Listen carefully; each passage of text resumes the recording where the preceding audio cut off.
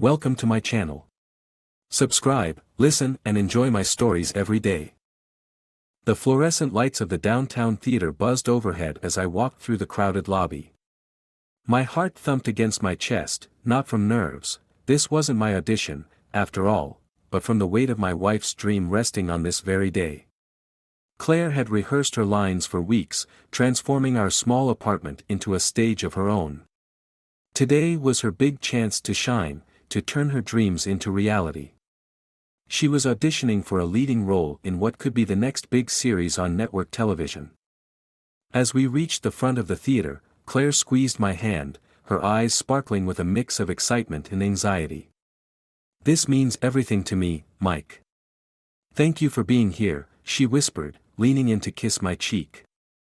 I smiled, trying to push my simmering worries aside. "You're going to be amazing. Just show them what I see every day." She gave me a nervous laugh and joined the line of hopefuls. I found a seat in the corner of the room, my fingers tapping against my knee as I watched her mingle with other actresses, all vying for the same spot under the spotlight. Time trickled by slowly.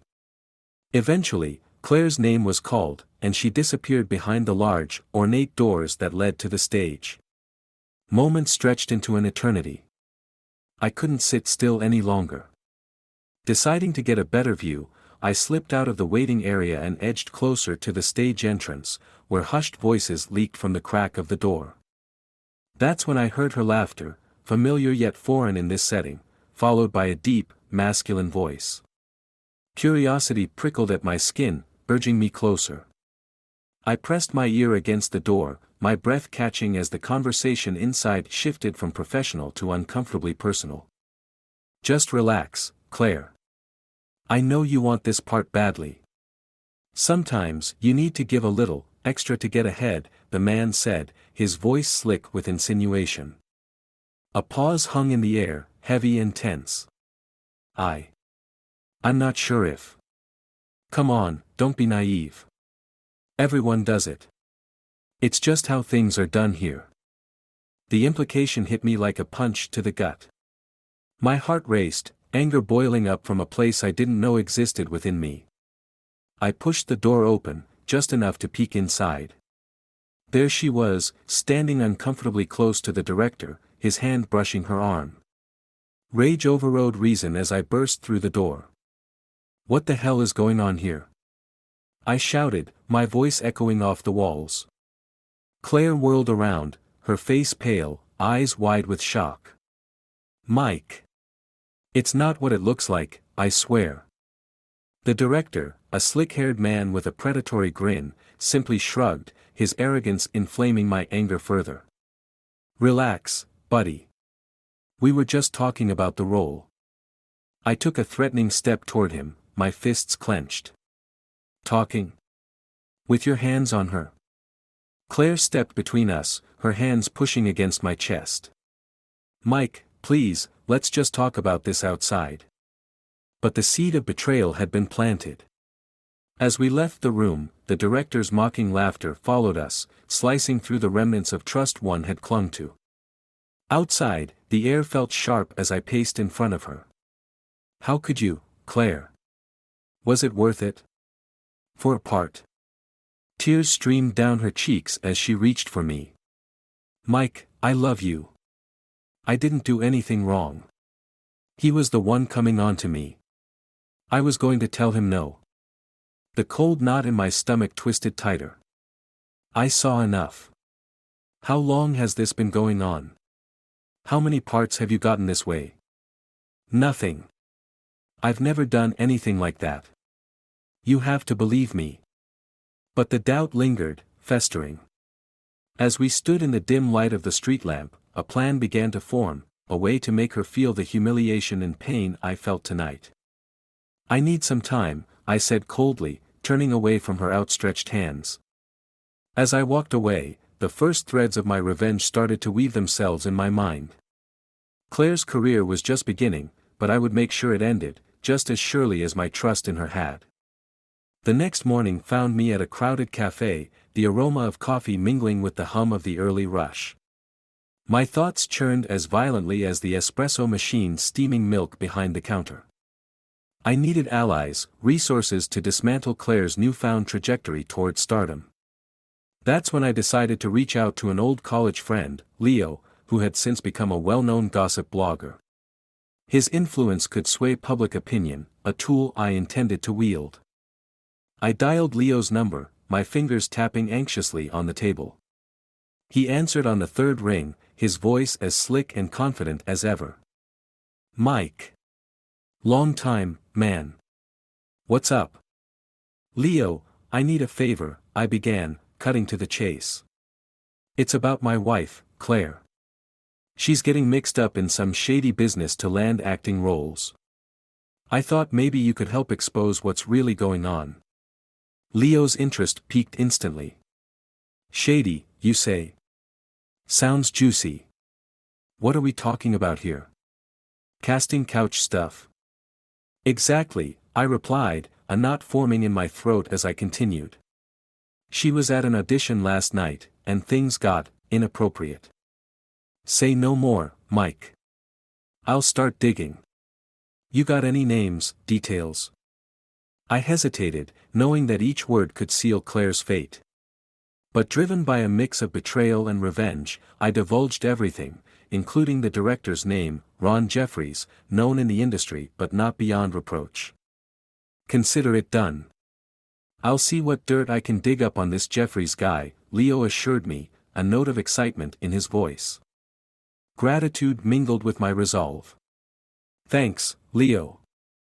I owe you one."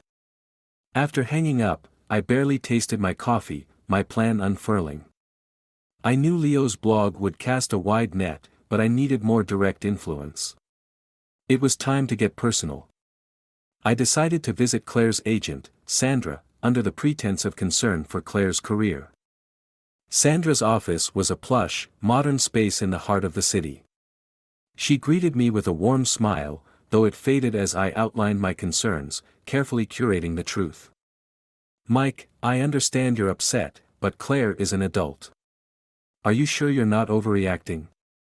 Sandra's skepticism was evident, her arms folded as she leaned back in her chair. "It's not just about one incident, Sandra. It's about protecting her from an industry that might exploit her." "I thought you, as her agent, would want to protect her too," I countered, watching her closely. Sandra sighed, tapping her pen against her desk. "All right. I'll talk to some people, see what's really going on. If there's any truth to this, we'll handle it discreetly." "Thank you, Sandra. I just want what's best for her," I said, the lie bitter on my tongue. Leaving Sandra's office, I felt a mix of triumph and guilt. My steps were heavy as I returned to the quiet of our apartment. Claire was at another audition, the irony of her absence not lost on me. I sat, surrounded by the life we built together, now overshadowed by the web of revenge slowly entangling her future. As I waited for the fallout to begin, my phone buzzed. It was Leo, a hint of triumph in his text. "Got something big. This goes deeper than just one director. Get ready." A chill ran down my spine as I stared at the message. The gears of revenge were turning faster than anticipated, and there was no stopping them now. Claire's world was about to unravel, and deep down, a part of me dreaded the devastation I was orchestrating.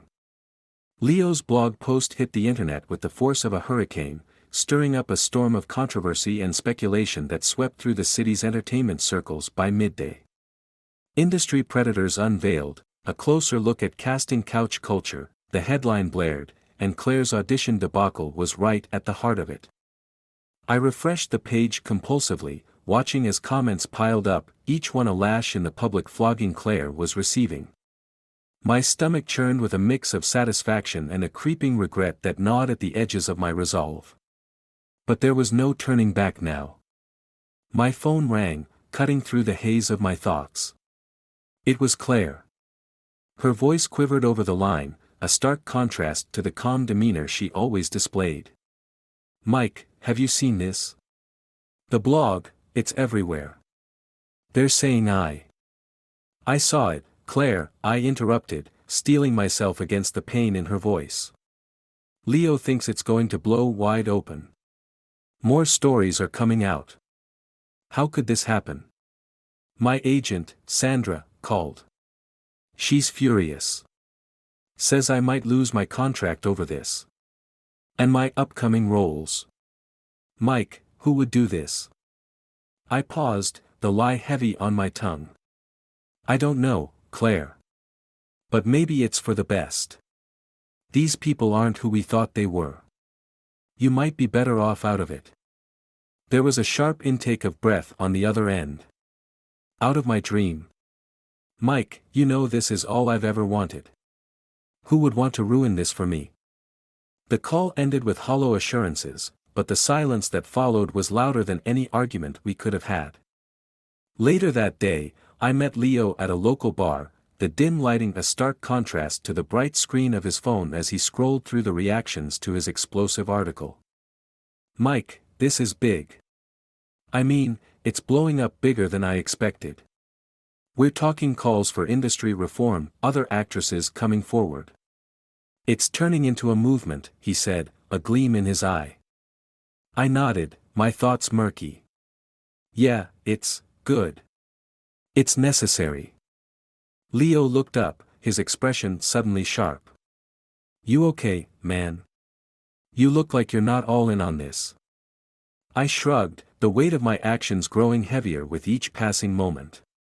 Just worried about Claire. This is hitting her hard. Leo's gaze softened. Look, if there's anything more we can do to help her, just say the word. This story isn't just about bringing down the bad guys, it's about highlighting the victims too. His words echoed in my head as I left the bar. The night air was cool, a balm against the feverish pace of my racing thoughts. The impact of the blog was undeniable, a tidal wave that was reshaping the landscape in ways I hadn't fully anticipated. When I returned home, Claire was waiting. Her eyes were red, her posture defeated. But there was a strength in her voice that stopped me in my tracks. Mike, we need to talk. This article, it's not just an attack on those men. It's an attack on me. On my integrity. I need to know, Mike. Did you have anything to do with this? Her question hung between us, a test of my resolve. I looked into her eyes, seeing the woman I loved, the woman I had vowed to support through every dream and every challenge. My plan, once a fiery pursuit of revenge, now felt cold and misguided. But I lied. No, Claire. I'm just as shocked as you are. We'll get through this together. As she nodded, relieved yet still troubled, I felt the fracture in my heart deepen. The truth remained unspoken, a silent wedge between us that I feared would never be removed. The days following the scandal were tumultuous. Claire's professional circle shrank as friends and colleagues distanced themselves, fearing the backlash that the viral exposé had unleashed. The apartment we shared felt more like a war zone, with silent meals and sleepless nights. One afternoon, as Claire met with her dwindling allies, I received an unexpected call from Sandra, her agent. Her tone was grave, markedly different from the usual brisk professionalism. Mike, we need to talk. Can you meet me at my office? It's urgent. Curiosity tinged with dread, I agreed. Her office was quiet when I arrived, a stark contrast to the usual buzz. Sandra gestured to a chair across from her desk, her expression somber. Mike, I've done some digging because things didn't add up. This isn't just about Claire.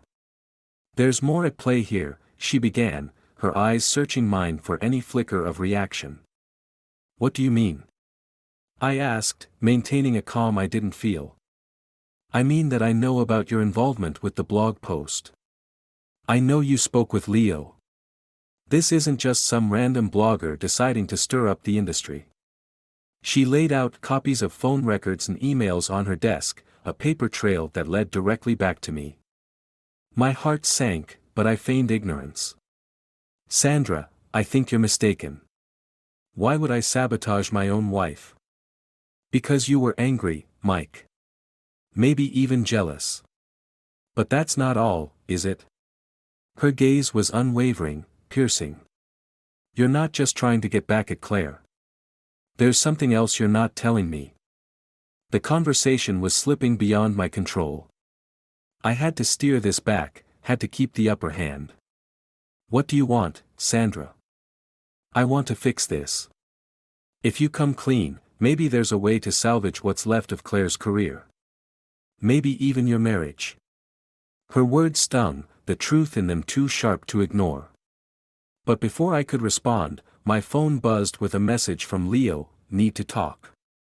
Now. Minutes later, I met Leo at the same bar where we'd conspired weeks before. His face was pale, his usual confidence gone. Mike, there's been a backlash I didn't see coming. People are digging into not just the director but everyone involved, including me. They're questioning the sources, the motives. And they're getting close to finding out about you. Panic clawed at my throat. What are we going to do? That's just it, Mike. I don't think we can do anything. It's too late. This is bigger than both of us now. Returning home, I was met with an eerie silence. The apartment was empty, Claire's belongings gone. On the table, there was a note, her handwriting shaky. Mike. I know everything. I heard the messages, saw the emails. I can't believe you'd go this far to hurt me. I'm leaving, not just you but this whole toxic world. I'm going somewhere I can start fresh, where the shadows of this life won't reach me. Goodbye, Mike. I hope one day you'll understand the damage you've done and find some peace with yourself. Claire. The note trembled in my hands. The silence of the apartment echoed the hollowness inside me. My plan had not only backfired, it had destroyed everything. Claire was gone, her dream and our life together shattered by my own hands. Days turned into weeks, and the scandal slowly settled into a quiet murmur. The industry took steps to address the issues Leo's blog had highlighted, ironically crediting the article with sparking much-needed change. Alone, I pondered the cost of my actions. The revenge I had sought was hollow, filled only with the bitter taste of regret. Claire had moved on, and I was left to reconcile with the ruin I had caused, a reminder that the lines between justice and vengeance are often blurred and that love, once broken, is not easily mended.